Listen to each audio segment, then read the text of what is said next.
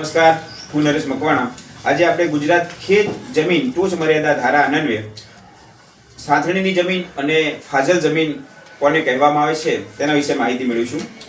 ગુજરાત ખેત જમીન ટોચ મર્યાદા ધારા અન્વયે કોઈ વ્યક્તિ કે સંસ્થા કાયદા દ્વારા પ્રસ્થાપિત કરેલા ક્ષેત્ર પરથી વધારાની જમીન તારીખ 1/4/1976 ના રોજ ધારણ કરેલી હોય તો આવી વધારાની ધારણ કરેલી જમીન ફાજલ જમીન પાડી સરકાર હસ્તક લેવામાં આવે છે. હવે આવી ફાજલ પાડેલી જમીનનું શું કરવામાં આવે છે સરકાર દ્વારા? તો આવી ફાજલ જમીન પડેલી જમીન નબળા વર્ગના લોકોને અગ્રતાના ધોરણે સાંથણીમાં આપવામાં આવે છે. તો આ જે છે ને, જે સરકાર દ્વારા આપવામાં આવેલી જમીન જે છે સાંથણી જમીન છે.